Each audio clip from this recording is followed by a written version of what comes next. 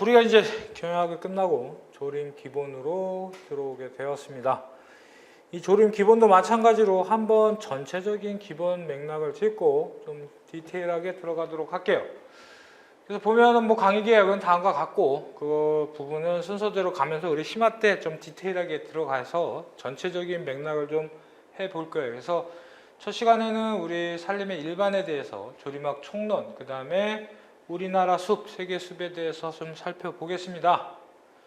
우리 조림학은 학문으로 얘기하면 실비컬처라고 얘기합니다. 그래서 조림은 산림을 조성하고 가꾸는 기술을 의미하고 조림학은 이와 관련된 학문 체계를 가리킨다. 일반적으로 조림이라고 하면 뭐 여러분들 산림을 공부하기 때문에 나무를 심는 것만 조림이라고 알고 계시는 분들이 대부분이니까요. 조림이 뭐야 그러면 나무 심는 거라 이렇게 얘기를 하시는 분이 많은데, 실질적으로 학문 쪽에서 보면 조림이라고 하는 것은 나무를 심어서 가꾸고 또 아니면 벌채 전까지 나무를 심기 위해서 종자나 뭐 어떠한 토지에 대해서 전체적인 일괄적으로 모든 학문을 배우는 것이 우리는 조림학이라고 합니다. 그래서 뭐 다른 분은 뭐 이렇게 육림학이라고도 얘기하고 그 다음에 뭐 실천조림학이라고도 얘기를 한다고 얘기를 합니다. 그래 보면 이러한 조림의 기능이 뭐냐?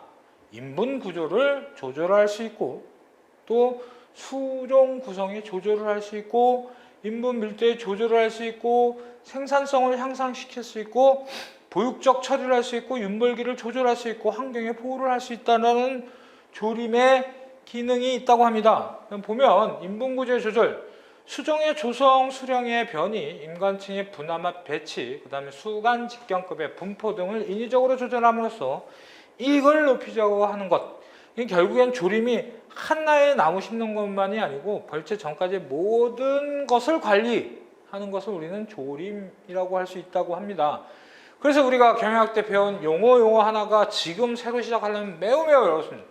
수간, 직경. 이 수간이라는 건 뭐라 했어요? 나무를 구조를 보면 나무가 있고 뿌리가 있는데 이 뿌리를 근이라는 얘기를 쓰고 이거를 수간이라는 얘기를 쓰고 이걸 우리는 수관이라는 얘기를 쓴다고 얘기했죠. 이러한 인분 구조의 조절을 하고 수종 구성의 조정, 유용한 수종을 남기고 원치 않은 수종을 자르는 것까지도 우리 간벌을 통해서 아니면은 뭐 어린 나무 가꾸기 그런 걸 통해서 할 수 있는 것. 또한 유용한 수종에게 유리한 환경 조건을 할 수 있도록 하는 것. 그 다음에 인분 밀도의 조절. 밀도가 너무 낮으면 쓸모없는 수종이 나타나고 너무 많으면 수목의 생리가 약해져서 경제성이 떨어진다.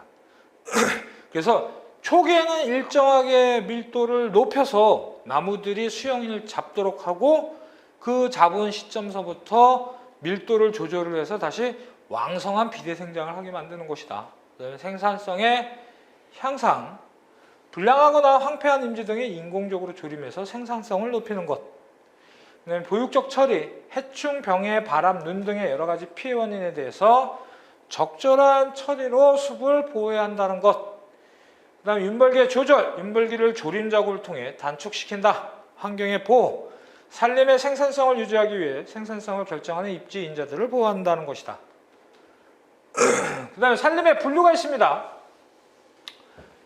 몇 가지가 있는데 보시면 교림은 고림이라고 그러고 외림은 저림이라고 퀄리티가 좋은 거, 외림은 퀄리티가 나쁜 거, 나쁜 거는 어떻게 땔감으로 쓴다라는 거. 교림은 산림을 구성하는 나무가 종자로부터 발생하는 경우 산림을 주로 침엽수종. 종자에서 일반적으로 나무는 종자에서 심어서 커서 베고 다시 종자를 뿌려서 하는데 이 큰 나무를 자르면 죽는 게 일반적이지.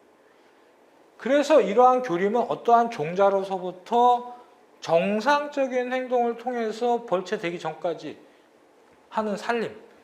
얘는 자르면 죽어. 근데 외림이라는 것은 자르면 자르는 대로 또 살아. 맹아라고 해서 이렇게 막 펴. 근데 맹아 배웠습니다. 맹아가 뭐야? 싹이 어디서 나냐? 가지 끝에서 나잖아. 그걸로 정화라고 해요. 맹아는 싹이 나지 않아야 될 곳에서 싹이 나는 걸 우리는 맹아라고 합니다. 그럼 뿌리에서 싹이 난다. 그건 금맹아라고 얘기를 하고 막 이런 식으로. 이러한 외림 같은 경우에는 화렵수림에서 주로 나타나는 경우야. 그래서 침엽수는 수영이 좋고 쫙쫙 뻗었어. 근데 화렵수는 보면 나무가 이렇게 막 퍼져서 커. 이런 식으로 커. 여러분들 나무를 그리라 그러면 이렇게 해서 이렇게 그리는 사람이 있고 이렇게 그리는 사람이 있습니다. 이런 건 주로 화렵수. 다시 얘기하지만 우리 침엽수, 화렵수 나누는 거는 입의 형상을 보고 나는 거야. 그게 임상이라는 얘기했습니다. 사실은 침엽수림, 화렵수림이 맞는 거야. 그래서 침엽수는 입이 삐죽한 거, 화렵수는 입이 넓은 거라는 거지. 중림은 교림과 외림이 같이 자라는 살림을 우리는 중림이라고 합니다. 그 다음에 순림과 혼혈림. 순림은 한 가지 살림으로 되어 있는 거고, 혼혈림은 섞여 있는 거라고 그랬지. 우리 혼혈림의 기준은 25%, 나무가 있고 없고는 30%라는 것도 까먹으면 안 되고, 순림은 살림을 구성하는 수종이 한 수종으로 구성된 살림. 가장 간단히 얘기하면 뭐야? 내가 한 수종으로만 심었어. 그건 순림이 형성되고, 또 하나는 얘 기후는 이 나무밖에 못 살아. 러시아 가면 굉장히 춥잖아. 그 러시아 소나무밖에 못 살아. 이런 기후가 극단적이거나 아니면 인위적인 행동을 해서 하나의 살림으로 만든 것이 우리는 순림이고, 그 다음에 수종들이 섞여 있는 것을 우리는 혼혈림이라고 해. 순림이 형성되는 이유는 기후 조건이 극단적이거나, 또 기후 말고 토지 조건도 극단적이고, 현면에 자주 나오고 건조하고 척토박한, 우리나라에서 가장 많이 자라는 분포하고 있는 거, 소나무. 그러니까 우리나라 땅이 좋은 땅은 아니에요. 이 척박한 건조한 데서 살아남을 수 있는 게 소나무라. 그 다음에 습한 산성에서는 가분비나무, 그 다음에 습한 낮은 땅에서는 오리나무. 이렇게 토지 조건이 극단적이고, 산불이 바로 났을 때 들어올 수 있고, 산불이 나면 주변의 식생들이 다 탑니다. 그러면 햇빛을 어떻게 해? 그대로 받게 되지. 그러면은 어떻게, 거기서 나무가 잘 자란다는 얘기는 햇빛을 굉장히 받아도 살 수 있는 나무. 내음성 수종이라 해서 우리는 극양수, 양수, 중용수, 음수, 극음수로 이렇게 나눠집니다. 이러한 산불이 난 데서는 어디가 들어와야 돼? 극양수 수종이 들어오겠지. 대표적인 게 보다 자작나무하고 사시나무가 잘 들어온다. 쌀이나무 같은 거. 그리고 강한 음수 수종은 잘 살아남아 어떻게 순림을 형성할 수 있다. 도토리처럼 종자가 많이 떨어지는 것도 그 지역에 순림을 형성할 수 있고, 제일 상식적인 우리 인공조림지에 순림이 형성할 수 있다라는 거죠. 그래서 순림과 혼혈림의 장점과 단점이 있습니다. 순림의 장점을 보면 가장 유리한 수종으로 내가 인위적으로 심을 수 있다는 거. 원하는 수종으로 쉽게 인분을 조성할 수 있고, 한 가지 수종이니까 경영하기가 너무 좋아. 산림 경영하기가. 병충해도 얘만 방지하면 되고, 그 다음에 생산도 기술적으로도 얘만 잘하면 되고, 또한 경제적으로 굉장히 좋습니다. 그 작업과 경영이 간편하고 경제적으로 수행될 수 있고, 인목별체 비용과 시정성이 유리될 수 있고, 경관상 통일된 거로 보면 좋을 수 있는데, 요거는 딜레마야. 어떤 사람은 알록달록한 게 좋다고 하고, 어떤 사람은 통일된 게 좋다고 하고. 혼혈림의 장점.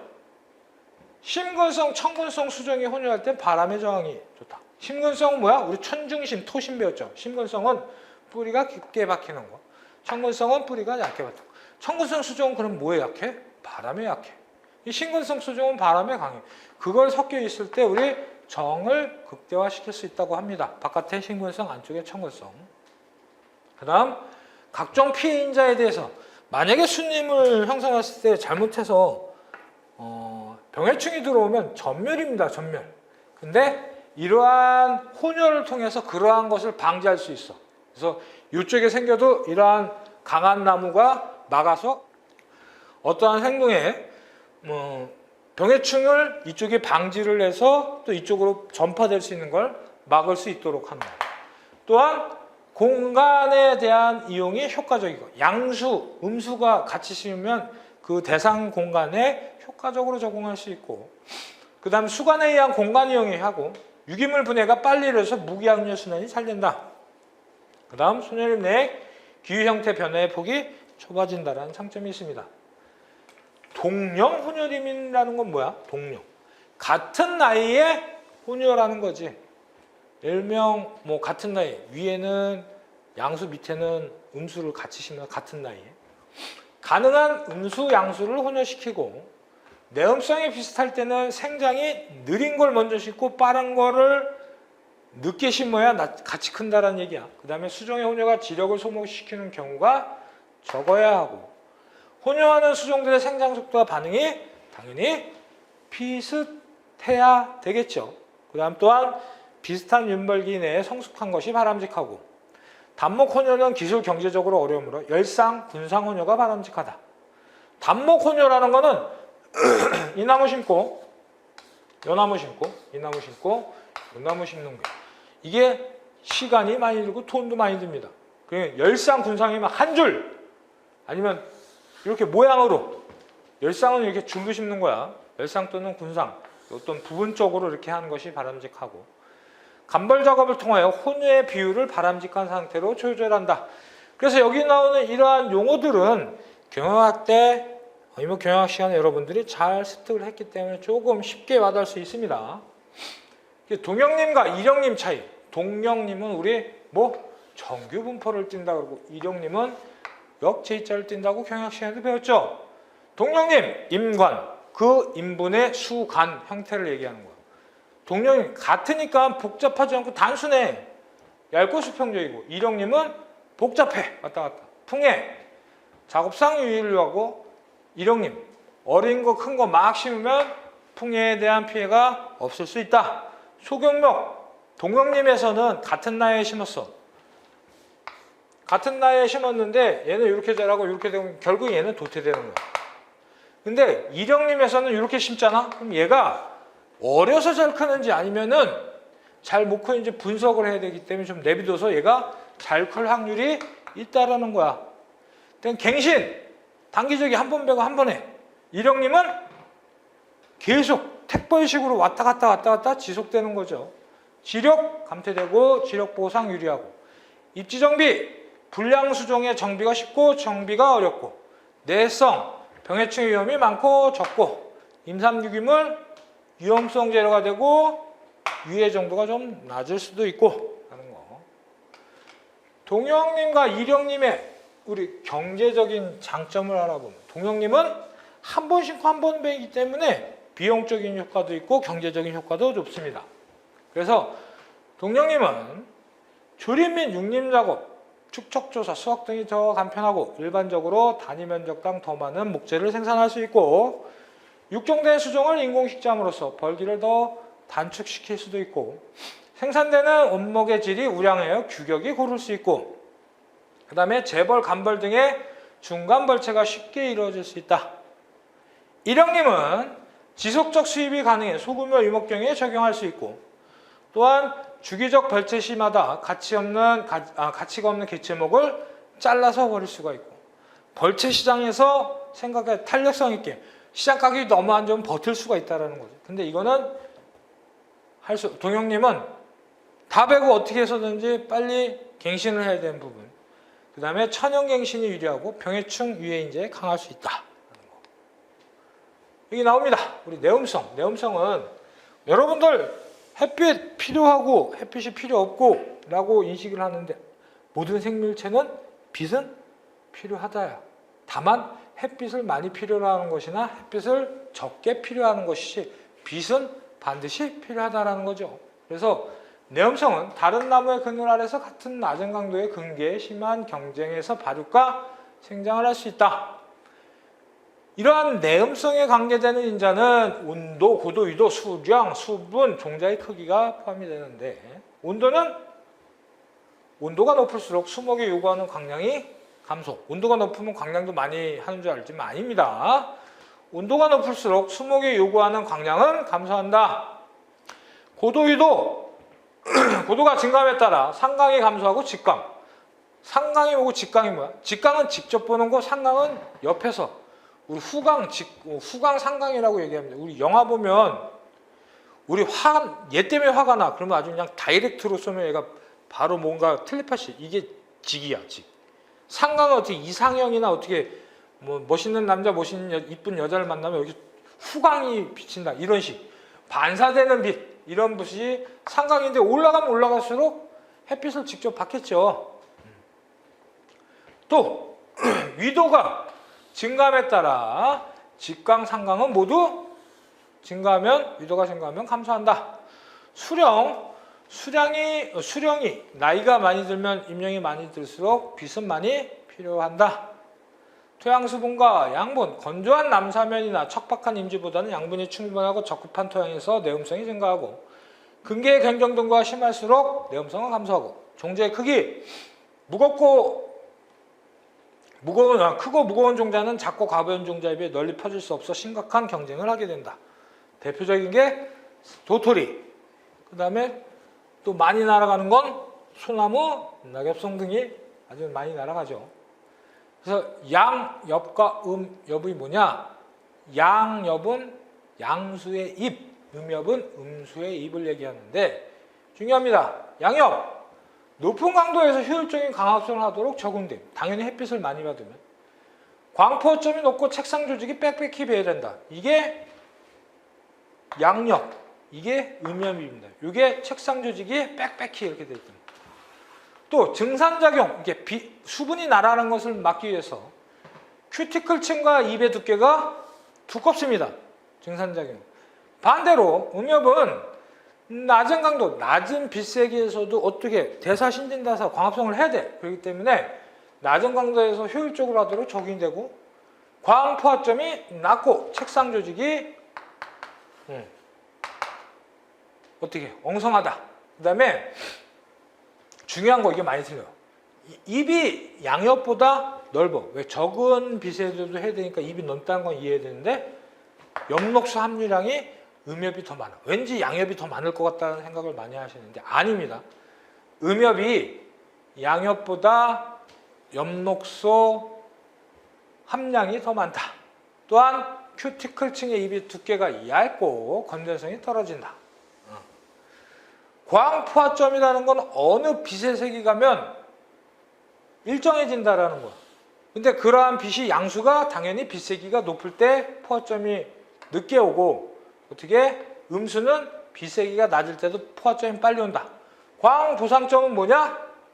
마찬가지로 CO2하고 흡수 방출이 있는데 이 점이 0이 되는 점이야. 그것을 우리는 보상점이라고 하는데 음수가 다 어떻게 광보상점, 광포화점이 다 낮게 빨리 온다라는 거야. 그래서 이런 형태가 됩니다. 그래서 먼저 오는 게 뭐다?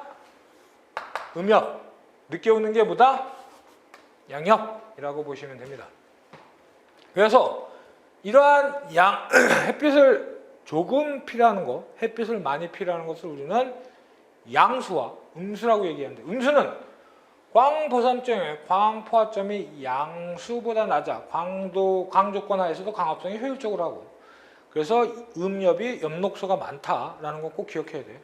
그 다음에 하층 식생으로 오래 자랄 수 있고 주위 경쟁목이 제거되면 즉시 수고 생장과 직경 생장이 촉진된다. 또한 자연 낙지가 잘 되지 않아 지하고가 낮은 특성이 있다. 우리 지하고 배웠습니다. 지하고는 뭐야? 첫 번째 가지의 지상에서부터의 높이를 우리는 지하고라고 얘기한다. 그래서 목재의 가치로 봤을 땐 지하고가 높으면 높을수록 경제성이 좋다라는 거지. 왜? 지하고 가지에서는 옹이가 발생될 수 있기 때문에. 양수! 광보상점과 광포화점이 높아 높은 강도에서도 광합성 효율이 높다. 아랫부분은 가지가 자연구사 또는 낙지되기 쉽고 피압으로 인한 피해가 심하게 나타난다. 그래서 시험 문제에 아주 내음성 수종 아니면 내음수 수종 중 음수냐 아니면 극양수냐 여러분들 이제서부터 외워야 됩니다. 특히 첫 줄에 나오는 거 그리고 극단적인 거는 반드시 외워야 되고 이제는 넘어서 학명으로도 외워야 되고 극음수 빛을 아주 적게 필요로 하는 거 주목 개비자나무 안철 사철 회양 목 요거는 외우시고 음수 전나무 가본비나무 서나무 칠엽수 편배 동배 이 정도는 꼭 알고 계시죠. 음수 중용수는 햇빛 뭐 어정쩡하게 들어오고 처음에는 음수였다 양수로 바뀌는 거 이런 부분 잣나무, 목련, 층층, 피나무, 팽나무 그 다음에 아카시나무, 회화나무 회양목하고 회화나무 헷갈리면 안 되고 그 다음에 빛을 많이 좋아하는 거 은행, 소나무, 측백, 향나무, 밤나무 너도밤나무는 은수고 그냥 밤나무는 양수입니다. 너도밤나무 여러분들 네이버 어디 찾아봐. 밤나무 이야기하면 밤나무가 있었는데 얘가 밤나무처럼 생겼어. 너도밤나무야? 그랬더니 옆에 있는 애가 하나 또 얘기했어. 나도 밤나무야. 그래서 밤나무가 너도밤나무가 있고 나도밤나무가 있고 그냥 밤나무가 있습니다. 예? 근데 밤나무는 양수고 너도밤나무는 음수다. 그 다음에 오리, 그 다음에 잎갈나무, 그 다음에 상수리, 졸참, 떡갈, 굴참, 물풀에, 뭐 삼나무, 노간주나무, 사시나무는 아까도 얘기했죠. 이렇게 느티나무도 빛을 좋아하고 완전 극양수는 낙엽성, 그 다음에 자작, 포플러 같은 거. 포플러는 몇 년이다? 3년이다 라고 말씀을 드렸죠. 그래서 여러분들 이 내음성 수종은 지금서부터 여러분들 조림 들어가면 여러분들이 써야 돼.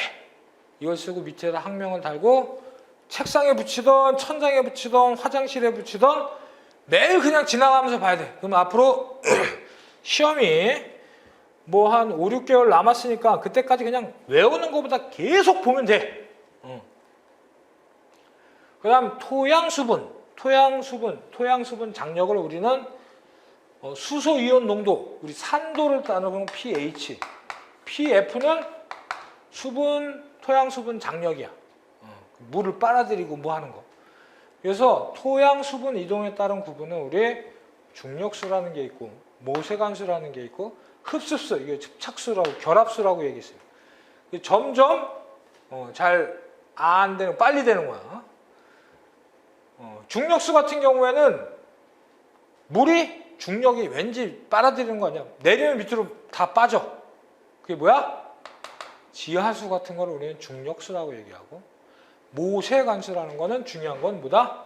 우리 식물들이 이용하는 수분, 나무들이 빨아먹고 있는 토양은 뭐다? 모세관수라고 이야기하십니다. 토양의 수분. 그 다음에 흡수수는 뭐 피막 해가지고 물이 못 빨아요. 피막 형태라서 식물체가 불가능하고 화학적으로 섞여 있는 거라서 식물이 직접적으로 이용 가능하지 않아. 그렇기 때문에 식물이 이용할 수 있는 토양 수분은 뭐다? 모세관수인데 이 토양 수분 장력이 어떻게 된다?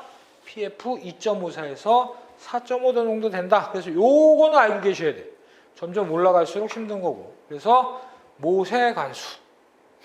그래, 이러한 토양 수분이 버티는 항수를 보면 포화용수량, 포화용수량은 토양이 물을 빨아들여서 버틸 수 있는 최대 용량을 우리는 포화용수량이고, 포장은 우리 식물이 이용할 수 있는 이 모세관수에서 할 수 있는 부분을 우리는 포장용수량이라고 이야기합니다. 수분당량, 원심력에서 탈수시킨 후에 잔류수분량을 함수비로 나타내는 거예요. 그다음에 초기 위저점과 영구 위저점이 있습니다. 초기 위저점 위험한 점이야. 영구 위저점도 완전 그냥 그때서부터 문제가 돼요. 초기 위저점, 토양수분이 부족으로 식물이 시들기 시작할 때 토양수분 상태. 근데 토양수분이 부족으로 식물이 근데 물이 없으면은 식물이 시들어. 근데 물을 주면 얘가 또 산다. 근데 또 어떤 데 가면 물이 시들기 시작해. 그럼 또 물 주면 살아. 얘가 왔다 갔다 하다가 어느 시점에는 물을 줘도 안 살아나. 그게 뭐다? 영구 위조점이야. 왔다 갔다 하면서 살 수 있는 거는 위기 위조점. 조금 이제 시들기 시작할 때 이게 위기 위조점인데 그때 물을 잽싸게 주면 얘가 살아요. 또 초기 위조점이 와. 물을 잽싸게 들면 살아. 근데 어디 갔다 오냐고 여행 출장 갔다 오냐고 기간을 몇 개월 폈는데 얘가 토양 상태가 비슷한데 물을 줘도 안 살아. 이제 얘가 이제 슬슬 뻑이 난 거죠. 그때 보면 그게 영구 위조점이에요. 수분이 공급돼도 살아 못할 때 이 수분 장력 상태가 4.3에서 4.0. 일반적으로 모세 간수는 2.54에서 4.5라고 얘기를 하는데 이런 거. 흡수 가스는 건조한 토양 수증기로 포화된 공기 중에 두었을 때 토양 입자가 흡축되어 평형점에 도달하는 뭐 이런 부분이 있는데 중요한 건 이 포화, 포장, 그 다음에 초기 위조점, 영구 위조점이 중요합니다. 그 다음에 암석. 암석은 시험 문제에 이제는 거의 안 나오는 형태야. 우리 암석을 어떻게 세 개로 놔? 화산 활동에 의한 화성암, 그 다음에 퇴적암, 그 다음에 변성암으로 이렇게 나타낼 수가 있습니다.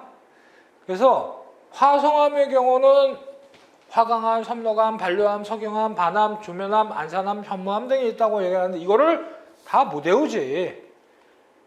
퇴적암은 세 개입니다. 혈암, 석회암, 사암. 우리 석회암 동굴 이런 거 보면은 이런 건 퇴적암이 돼서 하는 거고. 그리고 변성암은 변해되는 거야. 그게 편마암, 전파암이 있는데 차라리 퇴적암하고 변성암을 아셔야 되는 거지. 이걸 무턱대고 이게 시험 문제에 나와라 하면 절대 시험 문제가 거의 안 나온다고 보면 돼. 그냥 이해를 하셔야 되는데 화성암, 퇴적암, 변성암이 있는데 차라리 퇴적, 변성암에 대해서 한번 살펴보는 게 좋으실 것 같다. 그 다음 토양 단면도가 있습니다. 토양 단면도 보시면 시험 문제에 잘 나오는 거야. 토양 단면도는 5개 형태로 되어 있다. 근데 일반적으로 책에 나오면 표토층이라고 얘기를 해. 그럼 표토층은 2개의 층이 있는 거야. 첫 번째 유기물층이라고 있습니다. 유기물층은 어떤 거야? 산에 나무가 있으니까 낙엽들이 막 쌓여. 그걸 토양으로 되는 게 그게 유기물층. 그러니까 일반적인 나무들이 이러한 유기물층의 영양분을 살아서 잘 자란다고 얘기하잖아. 그게 유기물층이고 그 유기물 밑에 있는 게 용탈층이라는 게 뭐야? 영양분하고 원소하고 이렇게 분리가 된 용탈. 여러분 탈수기가 뭐야? 물을 탈수시킨다는 거야. 용탈이라는 건 어떤 것을 탈출시킨다라는 거야. 그래서 유기물층 다음에 용탈층 다음에 직접층, 그 다음에 모재층, 그 다음에 안반 등이 있는 거지. 그래서 요 순서 유기물층, 용탈층, 직접층, 모재층, 안반층이 있는데 유기물층과 용탈층을 묶어서 우리는 표토층이라고 이야기한다. 세부적으로 보면 이 직접층에 대해서는 크게 모재층보다는 유기물 용탈층에 대해서는 알고 계셔야 돼요. 유기물층은 3개 층으로 됩니다. 이거는 이렇게 L, F, H층 꼭 알고 계셔야 돼요.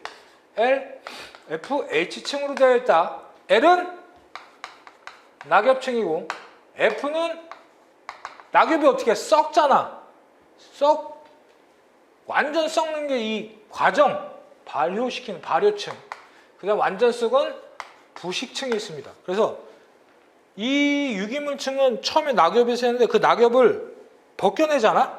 그럼 어떻게 발효층이 나오는데 발효하면 뭐야? 돼지, 우리 뭐라지? 된장. 메주를 써서 된장을 만들잖아. 간장을 만들고.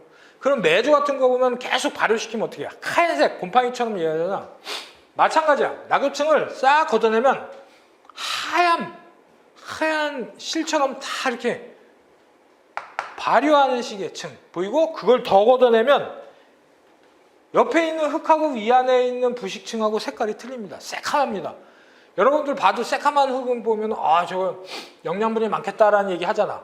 그런 식으로 유기물층은 L, F, H층으로 해서 낙엽층, 발효층, 부식층이 되어 있다. 그 다음에 용탈층은 이 밑으로 내려면서 유기물이 어느 정도 혼합되어 있는 상태고, 그 다음에 A층, A1, A2, AC라고 얘기를 하는데, 이렇게 분리가 되는 층, 점점 어떻게 하나의 원소로. 그래서 일반적으로 A 용탈층이 1, 2, 3라고 얘기하는데 A5라는 얘기도 합니다. A5는 뭐다? A5도 유기물층이다 라고 알고 계셔야 돼. 그래서 다시 한번 유기물층에는 LFH층으로서 얘기를 하고, 용탈층은 A1층, A2층, A3층으로 구분이 되어 있다라는 거야. 또한 요것도 시험 문제 잘 나와. 산림토양하고 경작토양의 차이점. 우리 산림은 일반적인 산에, 여러분 전공자 출신의 수험생은 산은 그래도 대부분 실습했을 때 갔는데, 아니면 타 전공자 산에 많이 그래도 산은 가봤겠지. 등산이고 뭐. 산에 가본 사람은 산에 있는 흙을 좀 생각을 하면 됩니다. 그리고 경작토양이라는 것은 논을, 밭을 생각하지 말고 논을 생각해. 논 딱 보면 어떻게 항상 물이 고여 있어. 그러면 어떻게 물이 안 빠져나가. 그럼 통기성이 없다라고 생각을 해야 되지. 근데 산은 물이, 비가 오고 그러면 물이 잘 빠져나가요. 그래서 수온을 함양할 수 있다 그러잖아. 그래서 이러한 산림토양과 경작토양은 물리적 성질하고 화학적 성질로 구분이 됩니다. 그래서 산림토양은 물리적 성질, 우리 아까 5층 유기물층이 있다 그래서 유기물층이 있고, 모래자갈이 많고 보수력이 낮고 통기성이 좋다. 경작토양은 유기물층이 없고 미사점토가 있어야 물이 모이니까, 그리고 보수력이 높고 통기성이 작다. 화학적 성질을 보면 NC율이 높다, 질소 고정이 적고, NC율이 낮다라는 것은 질소 고정이 많다라는데, 여기 질소 고정이 높다, NC율이 높다라는 거, 질소 고정이 적다라는 건 뭐야? 질소가 적어서 이 탄수화물이 높다라는 거지. 그 다음에 NC율이 낮다라는 것은 질소 고정이 많다는 거는 N이 질소가 크다라는 거야. 여러분들 요 NC율이 높다, NC율이 낮다도 잘 기억을 해 두셔야 돼요. 그래서 화학적 성질에 NC율이 높다, NC율이 경작토양은 낮다. 타간물질, 식물에 분비되는 화학적, 다른 식물의 성장에 영향을 미칠 수 있는 물질. 나를 보호하려고 이러한 것을 뿌리는 거야, 막. 피톤치드가 좋은 거야, 나쁜 거야? 우리한테는 좋은데 식물체에서는 그걸 자기를 방어하려고 내보내는 거야. 그래서 타간물질이 많다, 타간물질이 적다. 화학적 성질, pH가 낮다, pH가 중성이다. pH가 낮다라는 건 뭐야? 수소 이온 농도인데 pH가 낮으면 낮을수록 뭐야? 산성에 가깝다. pH가 높으면 높을수록 알칼리성에 가깝다. 그 pH의 기준점은 뭐다? pH 7 정도를 기준으로 한다. 우리 산림토양은 낮다라잖아. 이건 뭐야? 일반적으로 산림토양은 4.5에서 6.5 정도 된다고 합니다. 그 다음 pH가 중성이고, 그 다음 양이온 취합력이 낮고 양이온 취합력이 높다. 이거는 외워두셔야 돼요. 그래서 산림토양은 약산성을 띄어서 암모늄 형태고, 이거는 질산태 질소 형태다. 질산태 질소 형태로 되어 있다. 굉장히 시험 문제에 잘 나오는 거야. 꼭 알고 계셔야 돼. 지금까지 한 것 중에 많이 중요한 것도 있어, 앞에 부분에도. 근데 굉장히 중요하고, 우리 아까 산림토양도 굉장히 중요합니다. 그래서 산림토양의 경작토양의 비교, 우리 경약할 때, 지황조사를 할 때 우리 산림토양 하잖아. 10개. 근데 여기에 보면 사토, 양토, 원래는 점토를 기준으로 해서 각각 끼워넣어서 10개를 만드는 거예요. 사토는 모래 쪽에 많잖아. 그러면 여기서 모래 쪽, 척박한 데에서 자라는 게 뭐라 그랬어? 소나무, 리기다, 버저, 아카시아 나무, 황철나무 등이 사토에서 잘 자라고, 점토에서 잘 자라는 거, 매우 습한 거, 아까 가분비나무, 낙엽성, 서나무, 벚나무 등은 점토, 습한 땅에서 잘 자란다. 사양토는 좀 좋은 토양이야. 그래서 사양토, 양토는 대부분의 생장이 가능하고, 양토는 잣나무, 대부분 수종 가능하고, 대부분 수종하고, 식양토는 소나무, 전나무. 일반적으로 소나무 거의 잘 자란다는 거죠. 점토, 낙엽송, 서호, 가분비, 벚나무. 그 다음에 석력, 돌에 많이 자라는 거는 뭐다? 밤나무도 잘 자라고 대나무가 특히 잘 자란다. 그래서 이러한 산림 경작 토양의 사토에서 잘 자라는 거, 식토에서 잘 자라는 거 시험 문제에 잘 나옵니다. 일반적인 사토, 양토, 미질, 식양토에서 잘 자라는 수종은 무언가? 라고 시험 문제 나오면 당연히 우리는 소나무라는 것을 확실하게 알고 계셔야 합니다. 그 다음에 토양의 화학적 성질, 토양산도, 우리 수소 이온 농도, 우리 기준점을 아까 뭐라 그랬죠? 7 이상이 되는 건 알카리야, 알카리성, 이하는 산성이라고 이야기할 수 있다. 그래서 토양으로부터 치환성 양이온 용탈은 pH를 감소시키고 산림토양 pH는 잘 중요한 거, 여름에 가장 낮고 겨울에 가장 높다. 임상은 pH는 낙엽으로부터 염기성이 반출되는 가을에 가장 높다. 표토층, 아까 표토층은 뭐라 했지? 표토층은 유기물층하고 용탈층이랬지. 표토층이 신토층보다 pH가 더 낮다. 토양이 산성화되면 치환성 알루미늄이 식물의 흡수에 체내에 축적되고 칼륨 마그네슘을 흡수한다. 침엽수 5에서 7, 표토장은 5에서 6, 화엽수는 5에서 6에서 잘 자란다. 대부분의 수목은 pH 4.6에서 6.5 사이가 잘 자란다. 그렇기 때문에 우리의 산림토양은 어디가 가장 산림토양은 약산성을 띈다라는 얘기가 여기와 같이 나올 수 있겠죠. 그래서 보면 중요한 거, 우리 산림토양은 여름보다 pH 가을에 높다라는 거는 산성이 덜한다는 거지, 가을에. 그 다음에 pH는 가을에 가장 높고 표토층이 밑으로 갈수록 보면 pH가 높은 거니까 앞에서는 pH가 낮다, 표토층이. 그 다음에 토양이 산성화되면 알루미늄이 식물에 흡수되어 체내에 칼슘과 마그네슘을 흡수를 어떻게 방해한다. 도움을 한다는 게 아니고 방해한다. 그 다음에 침엽수, 대부분의 수목은 어디서 4.5에서 6.5 약산성에서 잘 자라도록 되어 있다.